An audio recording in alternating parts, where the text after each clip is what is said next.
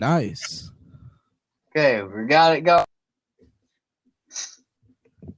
This is episode 2 of the Sleeping Insomniac podcast. How should we start this off? So our first topic will be... I can get it up. All right, gorillas. Yay. All right. Here's the first thing I'm going to start this entire thing off with. Opinions on Song Machine. Oh, I honestly fucking love the album, I'm not gonna lie. I kind of didn't like it in some ways. I really fucking enjoy that album. I just didn't think a lot of the bonus tracks in the deluxe were as good as like stuff, but I liked a lot of it. Every single episode there was, I liked it. But as soon as they released the full album, I probably threw up on every single extra track. I really liked a lot of them. The only ones I didn't really seem to like were... And then I didn't like MLS. MLS makes me have a literal stroke. Like, MLS is just different. Because you got JPEG Mafia, who's more known for, like, dirty hip-hop and shit like that. And then you get... which is a fucking... like, I think K-pop or J-pop band. I don't remember or not. But you're getting two completely different genres that normally don't merge, and then you're putting them together on a track. It just doesn't really fit. They could have replaced Chai's voice with the Noodles voice, and I probably would have liked it. Yeah. Like, if it just had JPEG Mafia, it's so much better. And if Chai had their own separate track, it would have been better. True. But they didn't. They just merged them on the same track because, they had the same recording day. And they both shown up at the same day. Same thing with fucking Elton John and Black. They fucking had the same day. So they just, same track. I was just about to bring that up. I really hate how Black is in the Pink Phantom. I think it goes really... It's so like my sad song. I personally like the auto-tune. I'm not gonna lie. I don't like the auto-tune. Here's why. You get I don't know. You get that sweet, sexy Damon Albarn voice, and then you just get like a computer talking to you for 30 seconds, and then Elton John's just delicate, old, soothing voice comes in. It's just like the best thing ever. It just doesn't fit. I will admit it doesn't really fit, but I liked it. It was cool. It threw me away for a bit. I didn't like it when it first came out, and then I kept on listening. If Elton John wasn't in the track, I think Black would have been all right. If Elton John was inside the track, he should have been the only feature on that track. Yeah, because the same thing happened with like the Chai and JPEG Mafia. They just showed up for the same day, meaning that they're just same track and putting these two random artists into a track. I think the only time that really worked out was like Do Your Thing with the Converse thing. Because the whole Converse 3 artists, 1 song thing sucked. It was ass. But then, Do Your Thing came out with James Murphy of LCD Sound System, and then fucking Andre 3000 from Outkast with Gorillaz, and they made a banger fucking track, I will admit. The full version is really good too. I used to own the rarest Gorillaz Converse. Damn. which was the black Murdoch ones. I haven't owned any Gorillaz shoes. I have almost all of the CDs in normal, deluxe, and Japanese bonus track editions. If you look on eBay, you can get them for about... and all that other shit. I have DVDs of their stuff, and then I have a poster. But that's about it. I still need to get the Japanese deluxe edition of Song Machine, and then the box set for D-Sides, because I really want to get that. If you look online, you can get them for about $100, the Gorillaz Converse. Damn. I think I got my shoes for free. My Converse, because my grandma had a fuck ton of Kohl's cash. She's like, "Oh, I'll buy you some shoes." I'm like, "Okay," and they were free. Originally $40, and she had $80 saved in Kohl's cash. So I got free shoes. On my Converse, I spent $85 on them. Maybe I'm crazy. I haven't paid a lot of money for any of my shoes. I have kept every single pair of Converse I've ever owned, so I have about I'd say 8 pairs of Converse. The other ones I used to have, like the other 5 pairs, those were either destroyed in bike wrecks or just completely ripped in half. Damn. Like, I normally go with Vans. I'm normally a Vans person, but I just started buying Converse, and I got one pair, and they've lasted me longer than any of my Vans have. Yeah, my Converse, my Vans, I bought maybe before the school year started. Now it's the end of the school year, and my Vans are just ripped. Yeah, because they have like a weird little finish on the top where it's just like cheap cloth on the top for the design. Yeah. It just rips off really easily. I like the padded Converse a lot. Yeah, I just got the cheap ones that are meant for skating because, why not? Put my rainbow laces on them. I don't give a shit. I have the same exact pair of shoes that you do, like the black Converse, the typical black ones. Yeah. My favorite pair of shoes I have are my first ever Converse, which is a padded pair, which I've owned for 7 years, and they aren't even ripped. But they are so dirty, and they have a whole bunch of like Sharpie drawings on them. They have like the Kurt Cobain thing that Kurt Cobain used to do with his Converse. Damn. I wear those things all the time, and they look so ugly and so dirty, but at the same time, it just gives you that grunge vibe. Yeah. When I went with Vans, I'm gonna get like these weird checkered ones, or I got a completely white pair once, and I colored in the squares so they were pink squares, and there was a heart on the side. And this one took gorillas from shoes, but it's fine. Like, I try to go for colorful shoes. I'm like, fuck it, I'll just get Converse because they're nice. They're good for skating because I've been skating everywhere I go now, and boom, done. It works.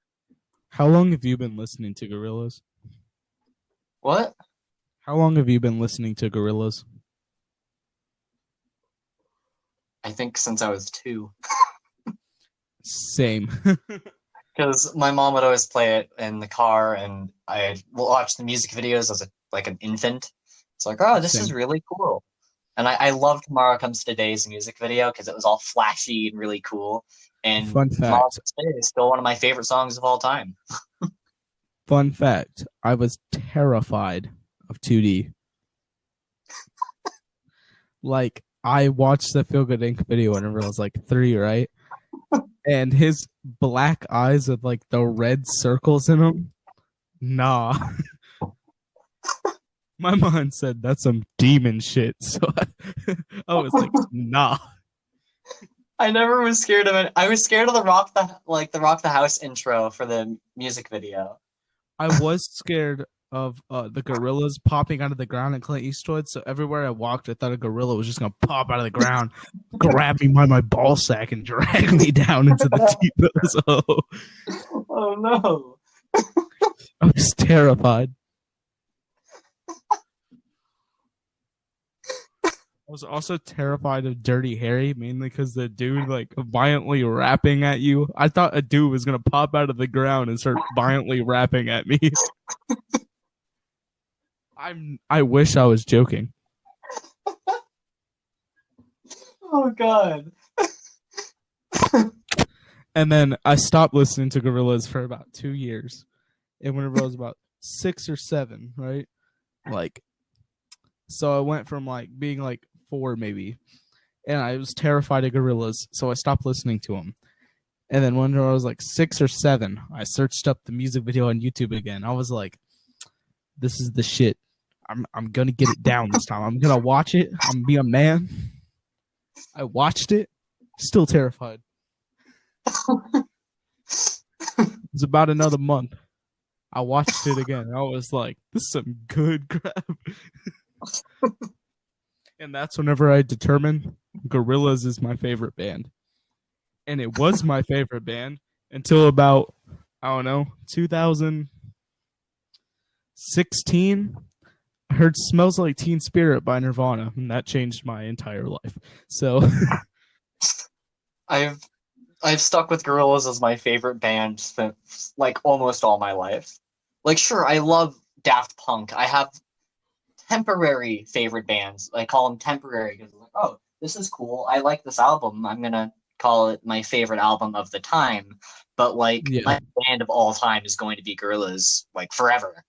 Anything Damon Albarn does, really. I even have his fucking opera that he did with the Doctor D stuff and all yeah. the. I still need to buy Monkey Journey to the West. I've been wanting to do that. That soundtrack's pretty interesting. I've always been in love with Jamie Hewlett's artwork as well. Yeah. Like I the like to go Tank through the Girl booklets stuff. of the CDs.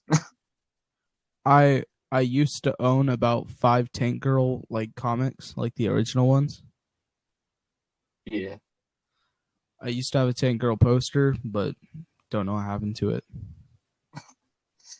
I've never owned any of the Tank Girl comics, but I did own the giant biography that they had. The Yeah, book. I forgot what it's called. But I used Rise to of the have Ogre. what? Rise of the Ogre. Yes, I used to have that. Part one I and two. I've always wanted that, and every single time I looked online for it, it was like $300 for no reason. I was like, I can't afford this.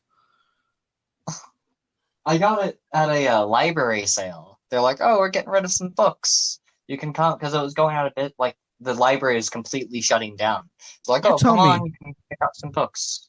I'm like, "Oh, they you're got both." telling me your library had Rise of the Ogre by Gorillaz, which is a $300 book. How much did you for free? You got it for free? They're $5 a book. Oh my god! You bought a $300 book for $5? Yeah, I don't know what happened to them. I think they're still in my attic, but I know I have them still.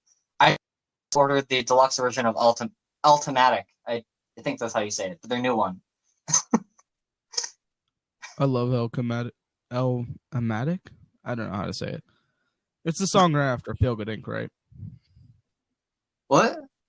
It's the song right after Feel Good Inc., right? Or are you talking about like Del Kamani or something? The book. Oh, hold on. Let me The think. book. Oh, yeah. I know what you mean. I'm stupid. The I song used after to. Feel Good Ink is El Manana. I love that song. I do. I know it on guitar. I learned it. I really like that song. I don't know it. The one song I want to learn on guitar because I saw your cover of it and I was like, oh my god, I want to learn this. Latin Simone. Yeah, it was Latin Simone. I like that song. I hate this stupid ass French version. I think I hate it. I think I don't know what language that's in. I don't like that. I like the Damon Albarn on the Tomorrow Comes Today EP. That's the one that it's on, I think. And then you can also get the Japanese Yeah, edition of G sides and too. it's on the English version of G Sets too. Oh, it is? Yeah. Mine didn't have it. Because What? my sides has what is it as a replacement? It's mine has I think a remix instead. I used to own the English version and it just said Latin Simone. I was like, wait, this is on the original. And then I played it and then it so happened to be the English version. And it was an English version. Yeah, mine has the 2000 remix, Draft Off the House radio edit, the Sounder, Faust, Eastwood, different the alternative version, Ghost Train, Hip Albatross, Left Hand Suzuki Method, and then 1-2-D-3.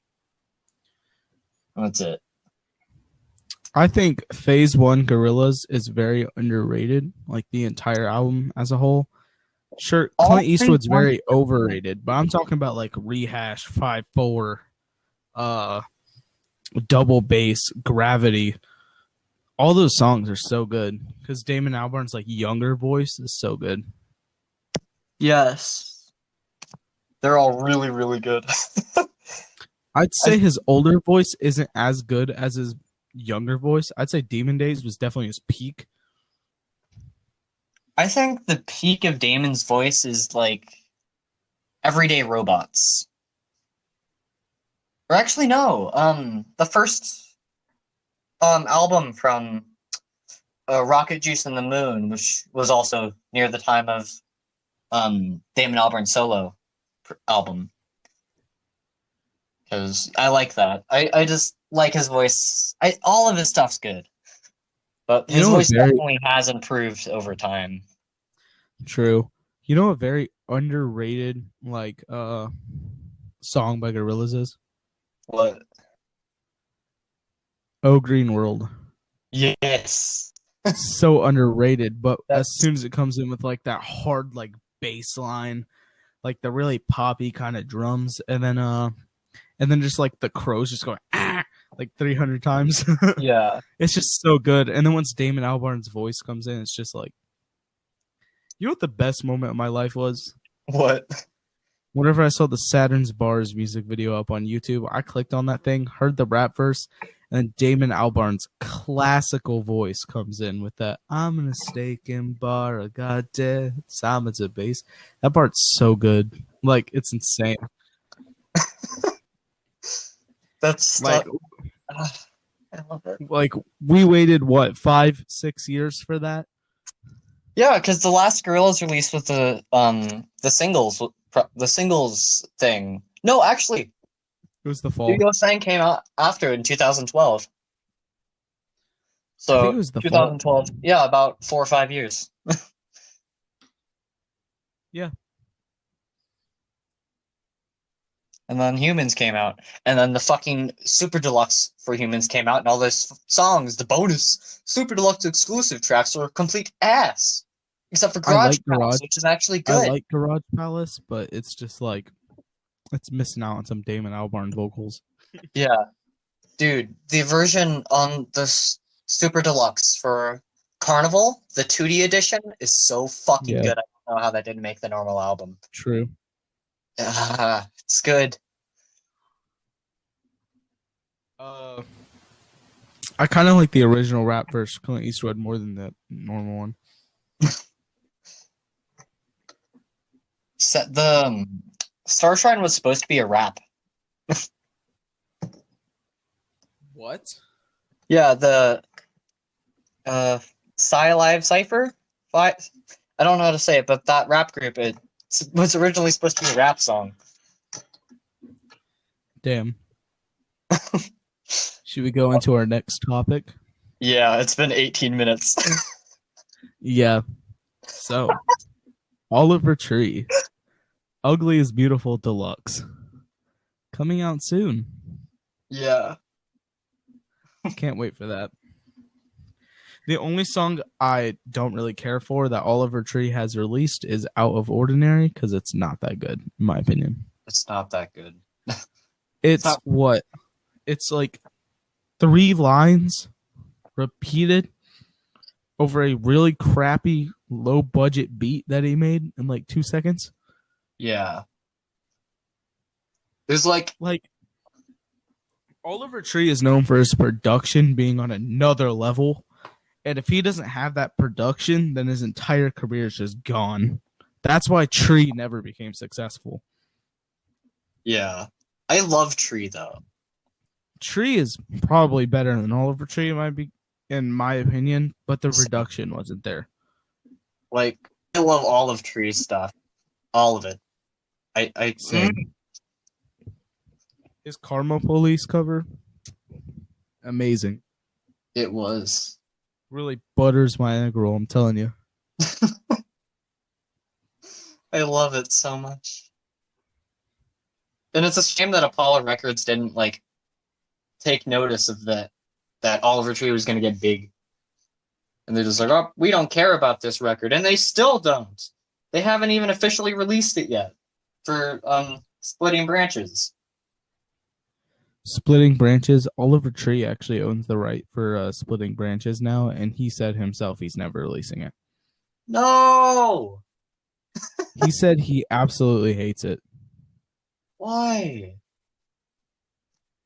every single time he's ever talked about Tree in an interview, he's always like, because people asked him about his older music, and he said nobody ever liked his electronic music. I did. And nobody ever liked his collaborations. That's what he said. I liked him. Same. Apology is very underrated. It's not on any EP. It's not on... It's a single that nobody's heard. Only maybe 13,000 people have heard it. Yeah. I'm going to be completely honest. I SoundCloud to MP3'd the song just so I can have it on the iPod. My iPod. I downloaded that shit on my phone as soon as I heard it. I love it.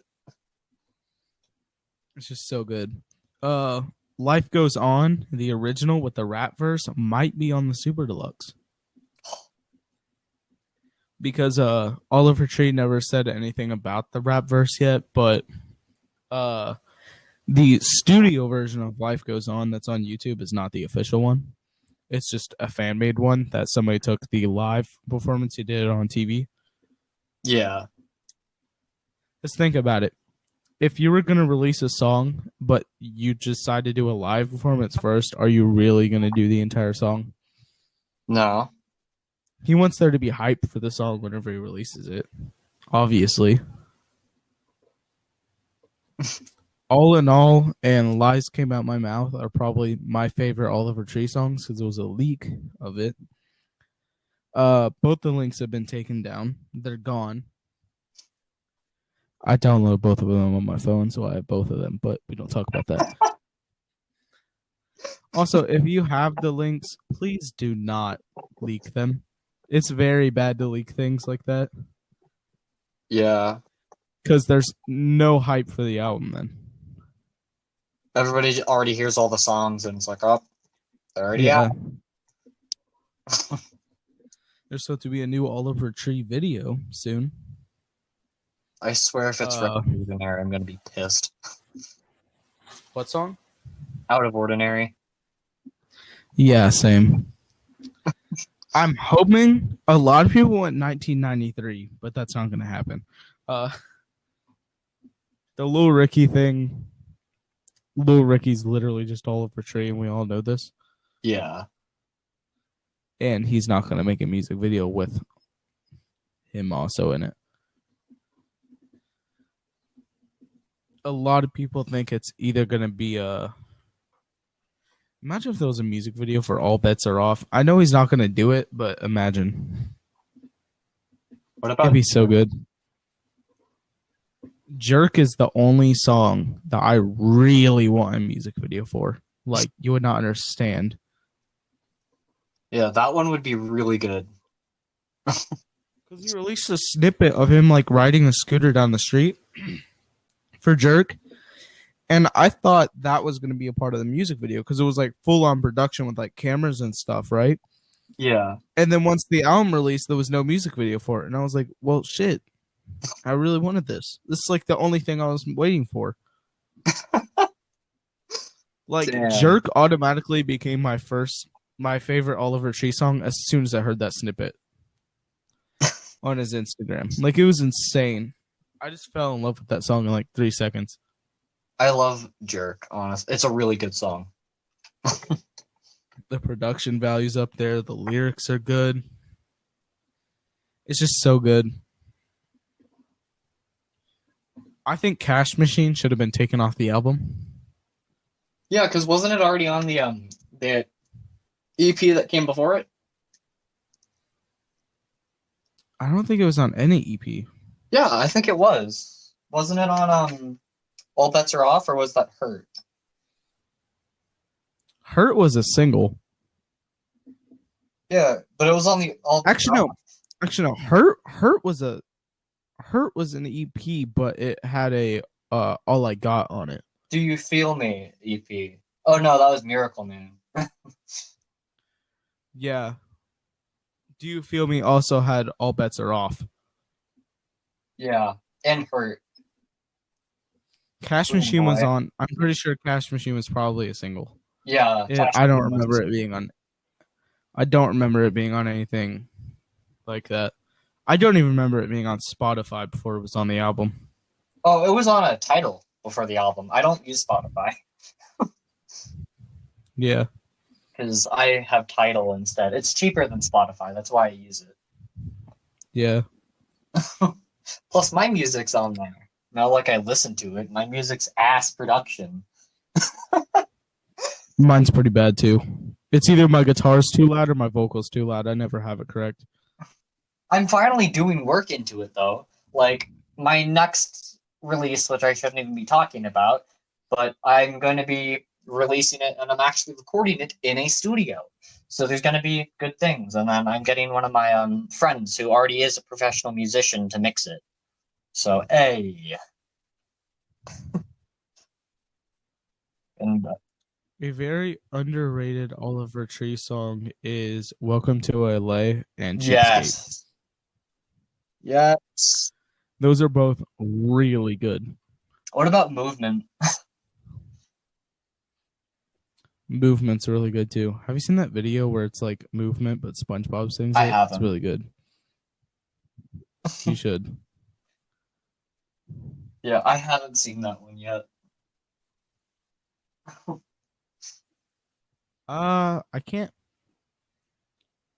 Okay, Do You Feel Me and All Bets Are Off are now released as singles on Spotify that neither of them are and said the same thing.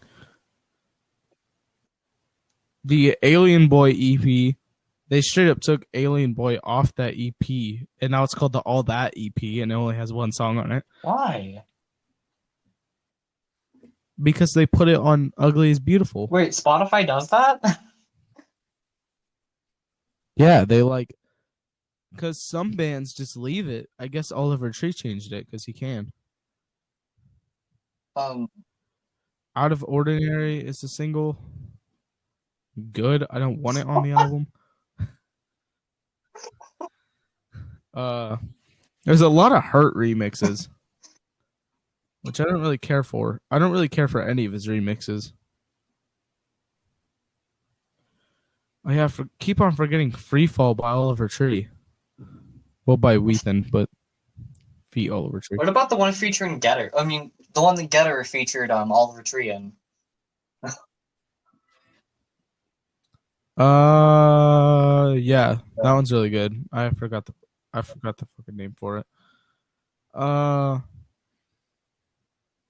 Forget It. That's the name. That song's really good. When I'm Down, Weathen and Oliver Tree. That's the first song Oliver Tree ever recorded as Oliver Tree. Yeah. Fun fact, that song is actually about suicide. We're not going to talk about it, though. I didn't know that. You didn't know that? Think about the beginning lyrics. The beginning lyrics are literally, my head blows up whenever I'm alone. Oh, fuck. And when Oliver Tree like does it live, he always puts a gun up to his head. Oh, I didn't know that. My head blows up when I'm alone. Inside out, I might explode. I shut my eyes and my mouth. My legs just fell out. Just think about it. It's way darker than you think it is. But I still think it's one of his best songs. Like, I know a lot of artists will reference stuff like that normally, like Wilbur Soot, who is known for fucking Minecraft videos. He E-girl songs. Yeah. But his first album, what is it? Your City Gave Me Asthma. A lot of that stuff has like references suicide and stuff like that. And it's like, oh shit. And I cried at that album. I love that album. That's the one thing that helped me through the fucking breakup. Dang.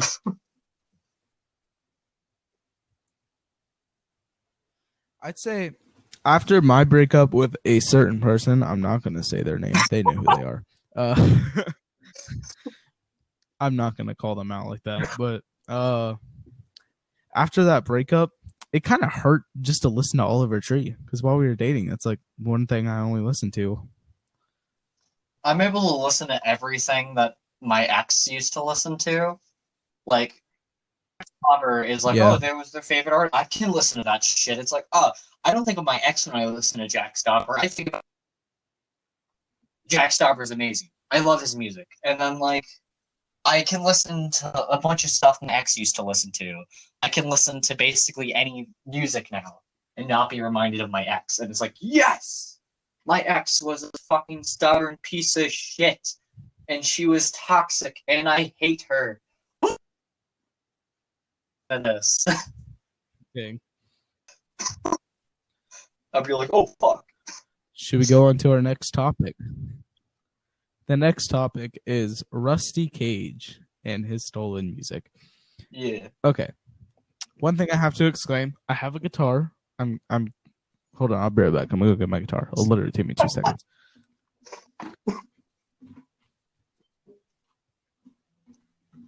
Coffee energy drink. I'm not mentioning what brand because we're not sponsored I'm by back. them, but I work for them. Dang.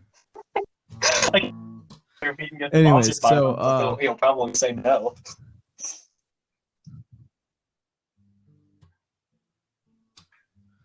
okay, so we're gonna talk about Gorillaz and Rusty Cage. So Gorillaz released a song back in 2001. I'm pretty sure 2000 or 2001. Titled Rehash. And then Rusty Cage decided, I'm gonna listen to that. He listened to it, right? He either regurgitated it through his memory or somehow he created the exact same song. Because the entire thing is just this. They're both 2-chord songs, and all they go like is this.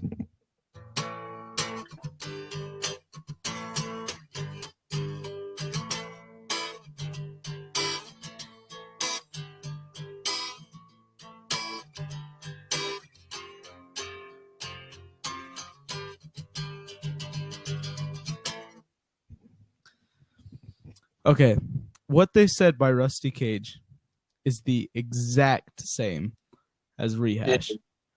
I'm talking the exact same. There's no difference. Exact same tuning and everything. Exact same chords. Same rhythmic pattern. Same stroke pattern.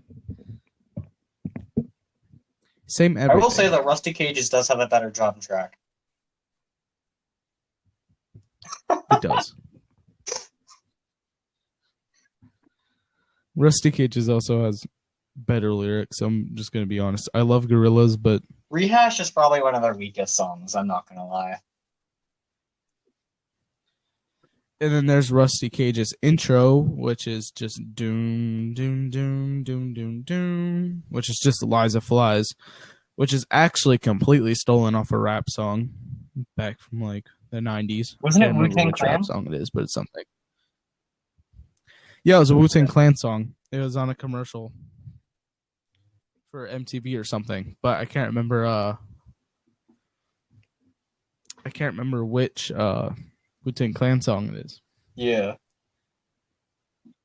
And then there's Rusty Cage's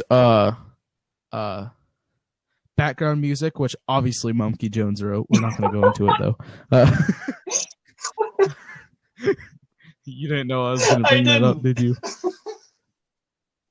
Anyways,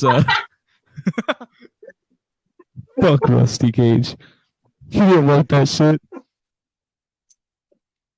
Anyways, with all due respect, I love Rusty Cage and everything he does. I'm not even gonna lie. Next topic. Oh, we just skipped. Hold on, we did it in the wrong order. Who cares? No, okay, goodbye, Toxic the other one. Fans. We're not talking about Toxic Melly Martinez fans because it's out of the way now. We'll just save it for a different episode. Nah, it's too late. We already talked about Oliver Tree, and then we went to. Who cares? We did it in the wrong order. Isn't that stuff all old news, anyways? Isn't it all old news, anyways? It's actually quite recent. We're not going to go into it though. It has something to do with his new comic book, which literally just came out, so that's why. It's very recent, actually. We're not going to go into it because I completely skipped and I didn't do it in the right order. Because I mean, we're already 35 minutes in. That's my fault. I'm sorry, guys. You guys could have heard a Toxic Belly Martinez fan story. And then all the Melody Martinez fans get triggered. We'd probably get dragged into hell if we were to talk about that anyways. Cancel culture. Next topic. Green Day. Fatherville sucks. I liked it. Not as a Green Day album, though. It sucks if it's Green Day, but I think of it as a different band. Sure. For Green Day standards, it's complete ass, but if it's a different band, it would have been really good. Here's the sad thing. It isn't. Yeah. I have not heard a single track on Father of All, although I've only listened to 2 that I actually liked, but I need to give it a listen. Anyways, what's the better version of Welcome to Paradise? The Kerplunk version or the Dookie version? Exactly. I have arguments with Tristan all the time about this. The Kerplunk version is so much better. It is. It's like 100%. The guitar tone's on point. The vocals are on point. Anyways, the most underrated album by Green Day is definitely I'd say Uno Dos Tres. Those aren't put up there for no reason. They're so good. Dos isn't that good. I do like Uno and Tres. I'm a normie when it comes to Green Day. My favorite album is Nimrod. What is it?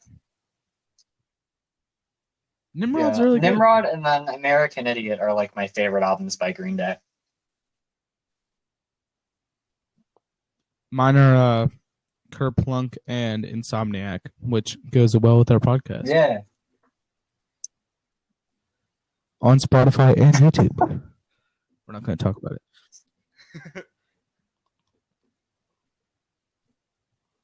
You just want to go to the next topic? Isn't it your live song?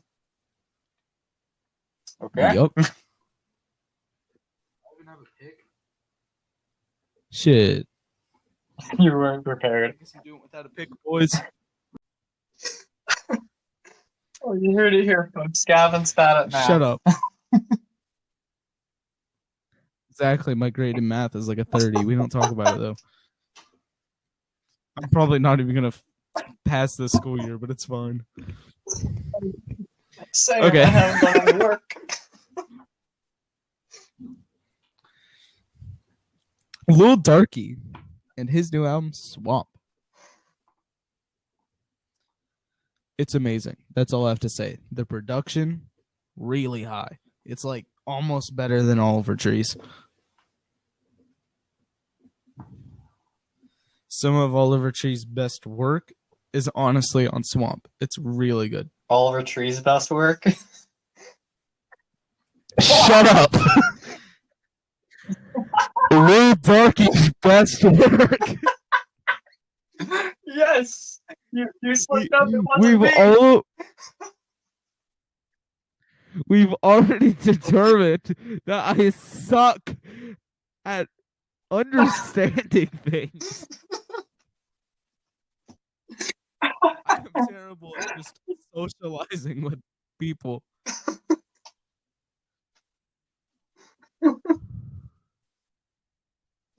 I'm dying in the corner of my room. Opinions on Genocide and Holocaust by Lil Darky. I like him. What's your favorite drop in Genocide? I don't know. We all have a favorite part of Genocide. There's no way. I like all of it. Dang. I don't know. Honestly, Lil Darky is very underrated for like all he's done. Because his production is so high compared to other people who are literally signed. Like, it's insane. Like, you hear most rap now, it's just like, oh, shitty drum tracks with like a cheap-ass guitar loop, and that's about it. And Lil Darky goes like above and beyond with his instrumentals and production. Lil Darky is one of the first rappers to introduce very bass heavy like rap. Yeah.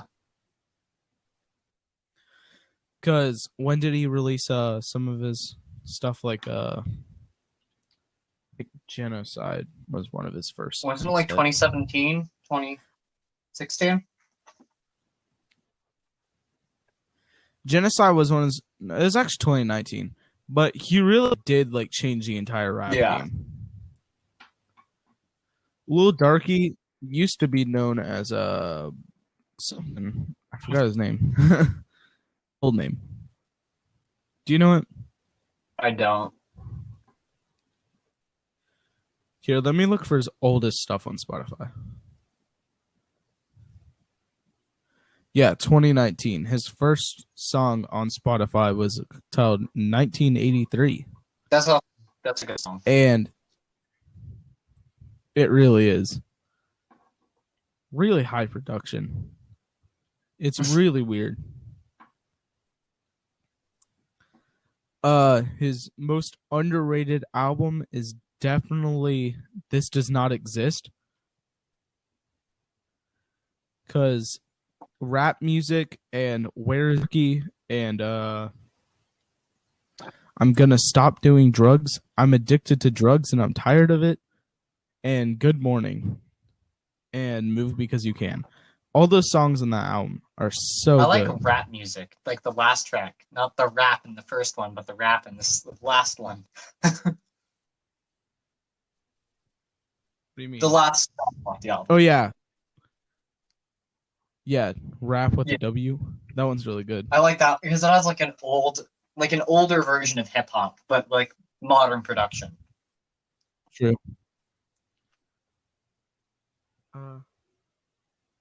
What's another song that's really good? Socks and Sandals is a bit overrated. Yeah. Oh, Monday Gunday 1 and 2 are very underrated for no reason. I was going to play music like through my headphones while I do the podcast, but then I played it and it just like overpowers everything. Damn. Okay, never mind. I can do it. I can just turn it down like all the way on Spotify. Okay, there. We are 48 minutes in. Holy shit. That's fine. I wanted to make it about an hour anyways. That's like the normal length of a podcast. And we still have 3 more people to talk about. Yeah. So this is a very music-driven podcast, so if you don't like music, I'm sorry. Have fun just sitting there alone in your house, just like eating your peanut butter and jelly sandwich, just staring at a wall, not listening to music. Like, what do you do with your life if you don't listen to music? Like, imagine this sad old man who just comes home after a hard days of work and just eats his peanut butter and jelly sandwich while just staring at a wall. I personally use music everywhere I go. I'm walking down the street, music. Unless I'm editing audio, no music. But even that I'm editing music, I'm doing stuff, music. I'm in a car, music. The only time I don't listen to music is when I'm making music. Exactly. It's not good to write music while listening to music. You want to go like a couple hours without music so you get it all out of your brain. Yeah. So you don't actually steal someone else's content. Unlike Rusty Cage, who just listens to Gorillaz constantly, apparently.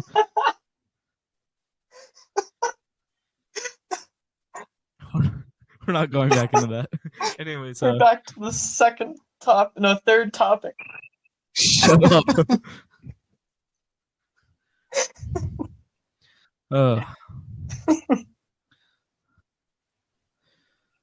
Okay.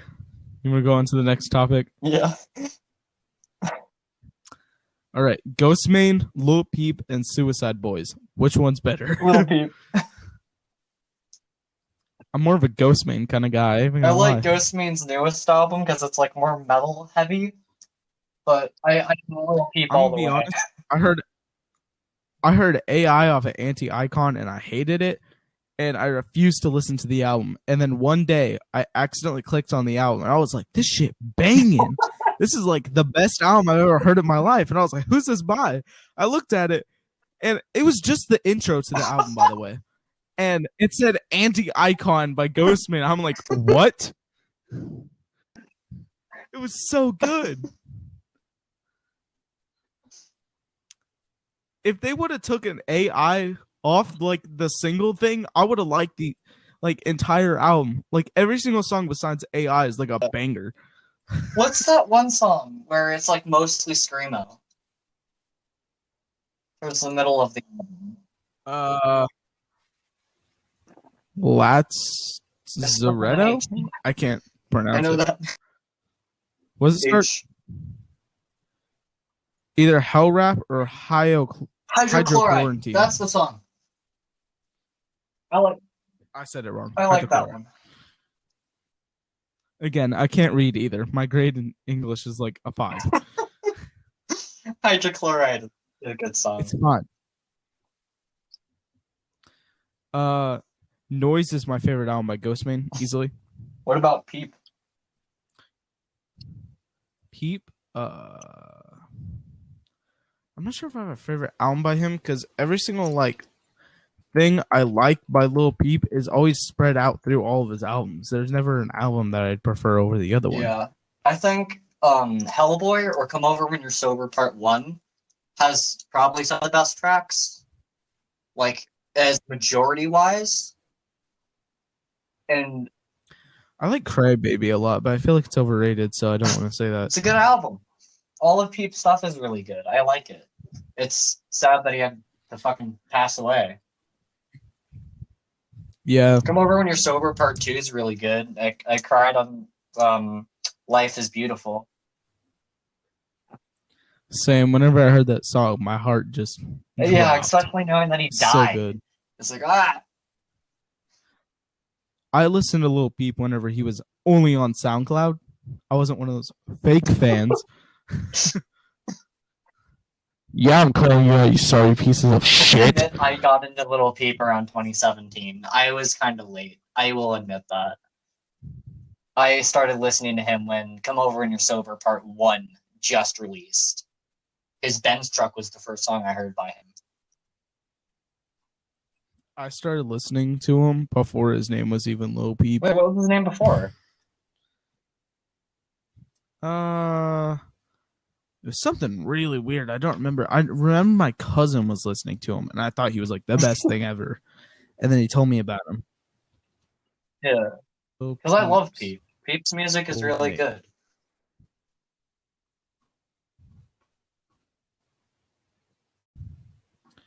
Why can't I find it? I know it's on here. His old name. What the? What? I can't find it.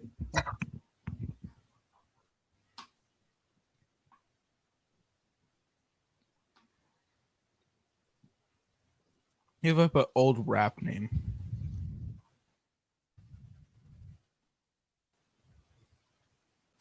What the? Instead of just showing up those bullshit. Anyways, let's just talk about it while I find it. Anyways, his music really like. I feel like it just touched so many people that it was just. It still doesn't say okay. Okay. Anyways, his music was just like so touching to so many people. It was just like insane. Yeah. Honestly, he's also the one thing that started like that kick-started emo rap. too. Found it. His last name used to be Trap Goose. What? I'm not even joking. I'm not even joking. Damn.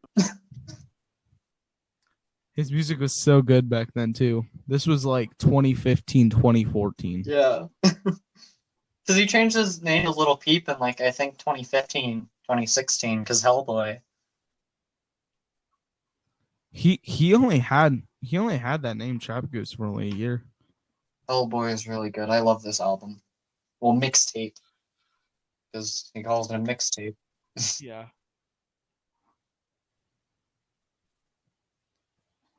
Everybody's Everything is really good. Yeah.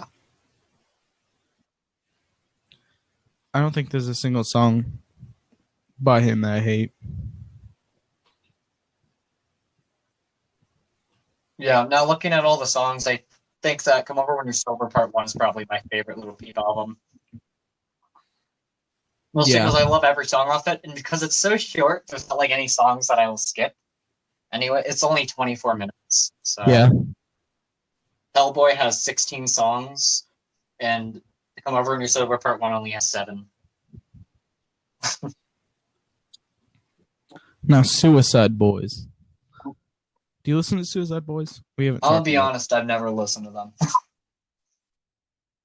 Never. You've ever heard "And to Those Things I Love"? Thanks for sticking around. No. Or "Kill Yourself" Part 3. No. Like that one song that's like, take one last pick and I'll be gone. Make it count, put the flash on. Never really felt like. Oh no, yes I have. That's like their most popular song. I think "Kill Yourself" is like it's. I'd have to sing with it. It's not fair. I found love. It made me say that get back. You'll never. And then it has like a full on like rap verse. Yeah, I haven't heard that one, but I've heard the other one. Whenever we get done with this podcast, you need to listen to "Kill Yourself" Part 3, Paris, and "Running Through the Seventh" with my Woodies. Okay. It's so good. It's just like, just listen to the top 4 songs on Spotify. Actually, I'll send you a Rohan Zoro from One Piece, like AMV of Suicide Boys. It's really good, and you'll really like it. Also, there's a Naruto AMV. You're probably not that into anime, but like, sorry for going like probably, but like this mic is really sensitive for no reason. Basically, there's a lot of AMVs. Even if you don't like anime, you'll still like the AMV because the anime goes really well with it. Yeah. I think the only anime that I've watched recently was what the fuck was it called? Yeah, I finished Hellsing. I know that because I fucking love that. I like the manga more than the book, though. I mean, manga more than the show. And then you should start One Piece. I should. One Piece is so long, though, you probably won't finish it until like. I've been watching it for about 6 months, and I'm only on episode 300 something. Although the anime is 900. Actually, they just came out with episode 1000 Holy like shit. 3 weeks ago.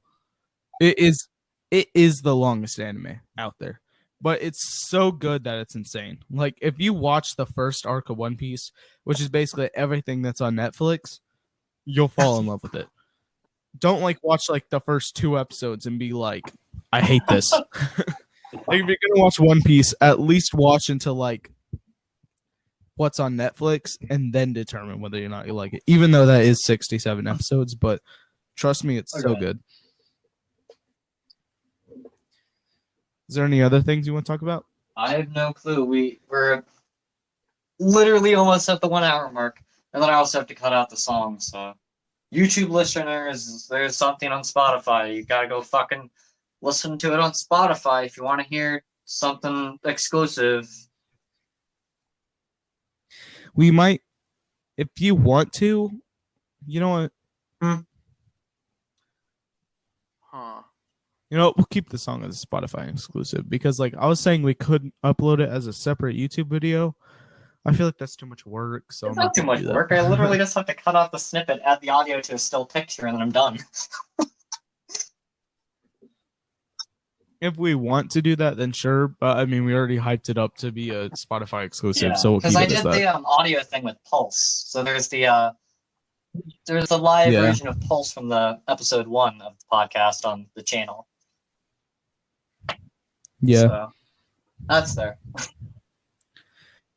Anyways, this has been episode 2 of the Sleepy Insomniac podcast. Thank you guys for listening. And I'm actually sleepy because I've been up since 6 in the morning because I was traveling. So, see ya. See you guys.